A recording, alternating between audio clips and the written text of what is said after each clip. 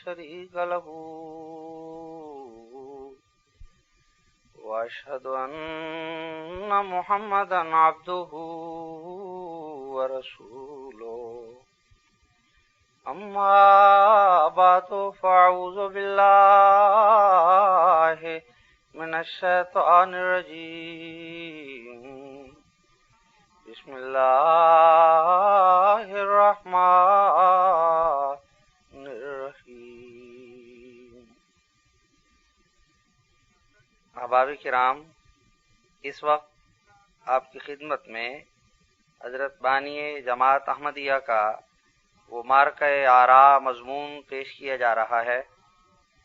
جو آپ نے سوامی شوگن چندر کی تحریک پر ان کے مستفسرہ سوالوں کے جواب میں جلسہ اعظم مذاہب لاہور 1896 کے لیے اسلام کی نمائندگی کرتے ہوئے خدا تعالیٰ کی خاص تائید و نصرت سے تحریر فرمایا، اور جس کی سطر سطر پر آپ نے دعا کی اور پیشگوئی کے مطابق یہ مضمون دیگر تمام مضامین پر بالا رہا۔ چنانچہ اخبار 14ویں صدی کے مطابق جلسے کا روح رواں یہ لیکچر مشہور فصیح البیان مولوی عبدالکریم صاحب سیالکوٹی نے نہایت خوبی اور خوش اسلوبی سے پڑھا کہ تمام سامعین لٹو ہو گئے۔ جلسے کا حاصل یہ وہی مضمون تھا جس کے بارے میں اخبار جنرل و گوہر آصفی کلکتہ نے لکھا، اگر اس جلسے میں حضرت مرزا صاحب کا مضمون نہ ہوتا تو اسلامیوں پر غیر مذاہب والوں کے روبرو ذلت و ندامت کا قشقہ لگتا، مگر خدا تعالیٰ کے زبردست ہاتھ نے مقدس اسلام کو گرنے سے بچا لیا، بلکہ اس کو اس مضمون کی بدولت ایسی فتح عطا فرمائی کہ موافقین تو موافقین، مخالفین بھی فطرتی جوش سے کہہ اٹھے کہ یہ مضمون سب پر بالا ہے۔ جماعت احمدیہ کی طرف سے اسلامی اصول کی فلسفی کے نام سے اردو اور انگریزی میں بکثرت شائع ہوتا رہا ہے، اور اب اس کتاب کی 100 سالہ سالگرہ کے موقع پر 1996 میں یہ کتاب دنیا کی 52 بڑی بڑی زبانوں میں شائع ہو چکی ہے۔ اس مضمون کا کمال یہ ہے کہ اس میں کسی دوسرے مذہب پر تنقید کی بجائے اسلام کی خوبیاں اس کی الہامی کتاب قرآن مجید کی روشنی میں اس طرح پیش کی گئی ہیں جسے اسلام کا تمام مذاہب سے کامل اور عرفہ والا ہونا واضح و ثابت ہے۔ مضمون سننے والوں کو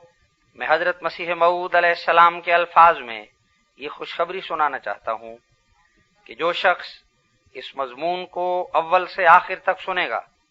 میں یقین کرتا ہوں کہ ایک نیا ایمان اس میں پیدا ہوگا اور ایک نیا نور اس میں چمک اٹھے گا، اور خدا تعالیٰ کے پاک کلام کی ایک جامع تفسیر اس کے ہاتھ آ جائے گی۔ اب میں مضمون شروع کرتا ہوں۔ حضور فرماتے ہیں، آج اس جلسہ مبارک میں جس کی غرض یہ ہے کہ ہر ایک صاحب جو بلائے گئے ہیں سوالات مشتہرہ کی پابندی سے اپنے اپنے مذہب کی خوبیاں بیان فرماویں، میں اسلام کی خوبیاں بیان کروں گا۔ اور اس سے پہلے کہ میں اپنے مطلب کو شروع کروں،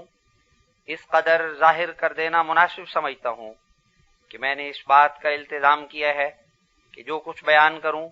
خدا تعالیٰ کے پاک کلام قرآن شریف سے بیان کروں،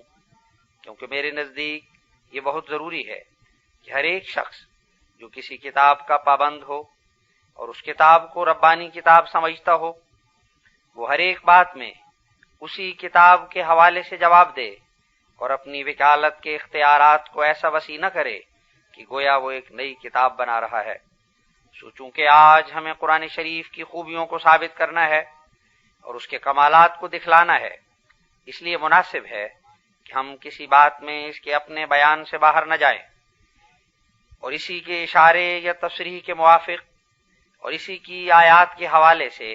ہر ایک مقصد کو تحریر کریں تا ناظرین کو موازنہ اور مقابلہ کرنے کے لیے آسانی ہو، اور چونکہ ہر ایک صاحب जो पाबंद किताब हैं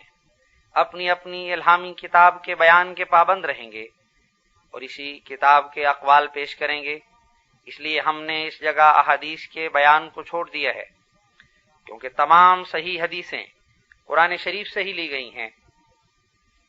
और वो कामिल किताब है जिस पर तमाम किताबों का खातिमा है।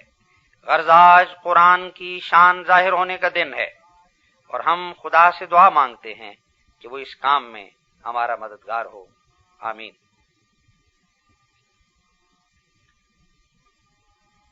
सवाल अव्वल का जवाब। मुअज़्ज़िज़ नाज़रीन को ख्याल रहे कि इस मज़मून के इब्तिदाई सफ़ों में